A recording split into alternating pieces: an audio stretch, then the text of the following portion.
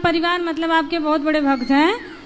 आज हम बहुत दिन के बाद मतलब यहाँ आ गए हैं। हम तो बहुत भाग्यशाली समझ रहे हैं कि जो कि आपके दर्शन हो गए हैं। और गुरुजी अपना आशीर्वाद दीजिए। एक हमारी बहन की लड़की है, वो जो है कि अपने धर्म को मानती नहीं है। कहाँ है? हाँ, यही हम लेके आए हैं। बात कराओ। वो बाइबल वाइबल पढ़ती है गुरुजी। बात कराओ। अब मैं बहुत परेशान हूँ, मेरे बहन बड़ी परेशान है। इसके दिमाग में घुसता ही नहीं, अपने भगवान को मानती नहीं है। बात कराओ।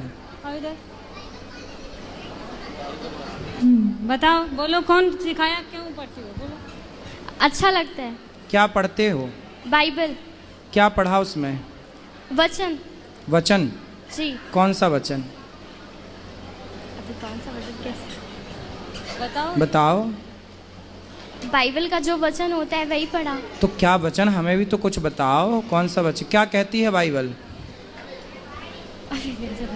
बताओ, इसीलिए तो मना करते हैं, इसीलिए मना करते हैं गुरुजी। बात करो। लेकिन ये मानती नहीं है। बोलो क्या है उसमें, बताओ। गीता पढ़ती हो बेटा? नहीं। गीता नहीं पढ़ती हो, बाइबल पढ़ती हो? जी। बाइबल पढ़ना बुरा नहीं है, हर अच्छी पुस्तक पढ़नी चाहिए, लेकिन पहले अपने धर्म ग्रंथ को जानो। आप पहले अपने को जानोगे तब ना दूसरे को जान पाओगे। जो अपने को नहीं जानेगा वो दूसरों को क्या जानेगा। आप यदि अपने को नहीं जान पाए और दूसरों को जाने तो आप अपना अस्तित्व मिटा बैठेंगे। पहले गीता पढ़ो, गीता पढ़ लो। अपने धर्म से जुड़ी बातें जो अच्छी हैं, बाइबल पढ़ते हैं आप, बाइबल भी पढ़िए, कुरान भी पढ़िए, कोई बुराई नहीं है, लेकिन पहले गीता पढ़ो। अपने धर्म को जानने के बाद फिर देखो कि दुनिया का कौन सा धर्म श्रेष्ठ है। अपने धर्म को जानो, फिर देखो कि बाइबल में क्या लिखा है, गीता में क्या लिखा है, और दोनों की बातें मैच करो, किसकी बातें श्रेष्ठ हैं। ठीक है जी। पढ़ना बुरा नहीं है, खूब पढ़ना चाहिए, पर यह देखना चाहिए सनातन धर्म कितना श्रेष्ठ है। आप सनातन धर्म को श्रेष्ठ मानते हैं कि नहीं? मानती हूँ। और क्रिश्चियन धर्म को?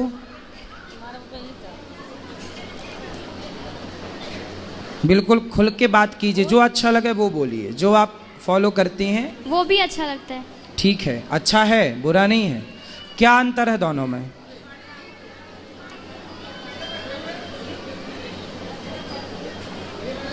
बताओ। तुलनात्मक दृष्टि तो होनी चाहिए। ये बताओ, सोना और चांदी ये दोनों का भाव एक है कि अलग अलग है? अलग अलग। क्या चांदी कभी सोने के भाव बिक सकती है? तो सोने और चांदी की तुलना कोई एक सी करे तो वो समझदार है या बेवकूफ़ है? बेवकूफ़ हैं? बेवकूफ़। फिर आप तुलना करो कि हिंदू सनातन धर्म और क्रिश्चियन, ये इन दोनों में तुलना करो। हिंदू कहाँ ऊपर है, कहाँ नीचे, क्रिश्चियन कहाँ ऊपर कहाँ नीचे। तुलनात्मक दृष्टि तो होनी चाहिए ना। तुलना करो, बताओ मेरे को कौन श्रेष्ठ है? हिंदू। हिंदू। किस मामले में श्रेष्ठ है? क्या अच्छाई है हिंदू के अंदर?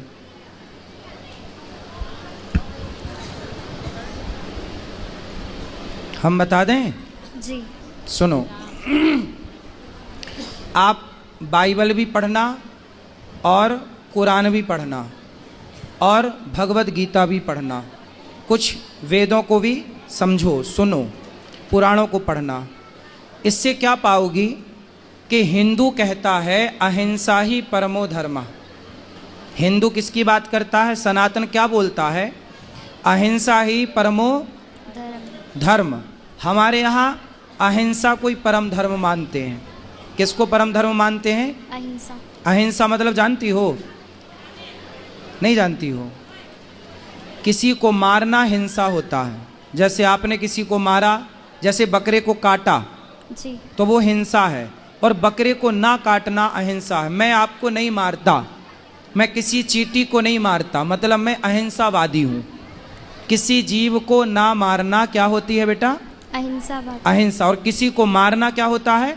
हिंसा। हिंसा, मारना हिंसा है और ना मारना अहिंसा। अहिंसा। तो जो हिंदू धर्म है वो कहता है अहिंसा ही परमो धर्मा, मतलब किसी जीव को ना मारना, किसी को नुकसान ना पहुंचाना, किसी को दुख ना देना ही सबसे बड़ा धर्म है। हम सबसे बड़ा धर्म किसे मानते हैं?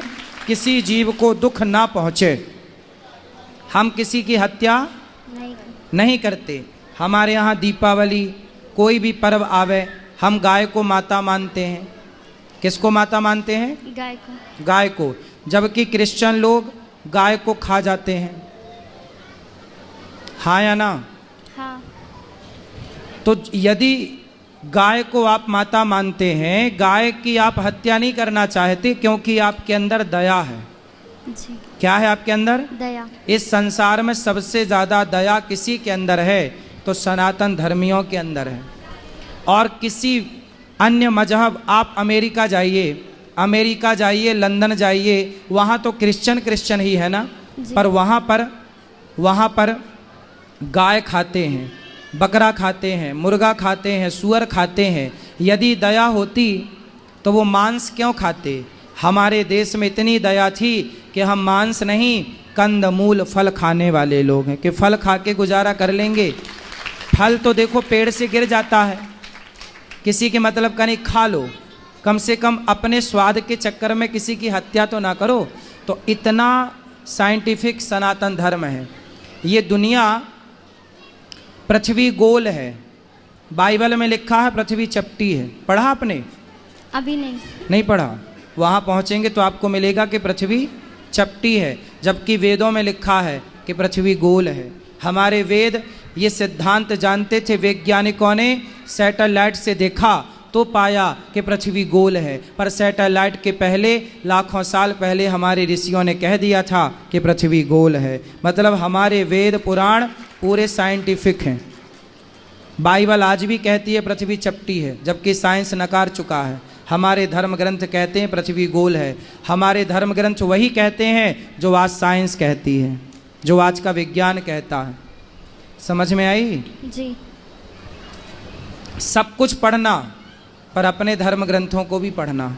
जी। जब पढ़ लेना तो एक तुलना करना, किसी के कहने से कुछ ना करना।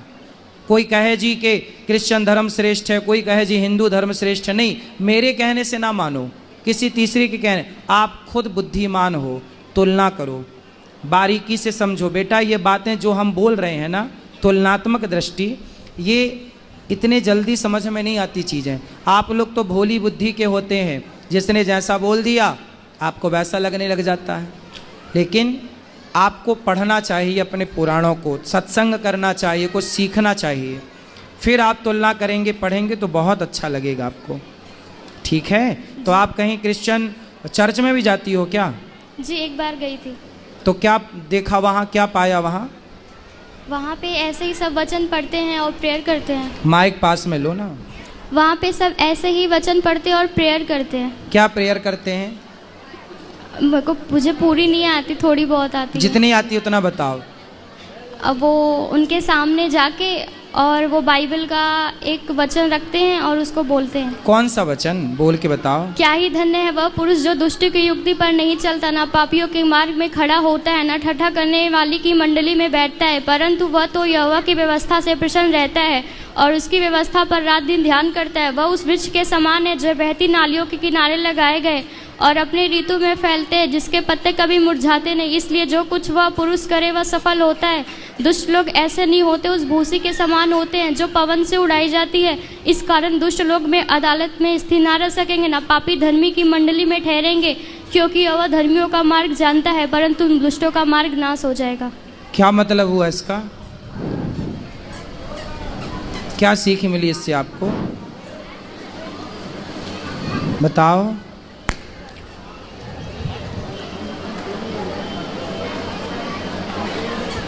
बताओ। मतलब कि बुरे लोगों के साथ नहीं रहना। बुरे लोगों के साथ नहीं रहना। अब आपको ये तो पता करना पड़ेगा कि बुरे लोग कौन हैं। जो गाय को माता मानते हैं वो बुरे हैं, या जो गाय खा जाते हैं वो बुरे हैं। अब आपको यही देखना है कि बुरे कौन हैं।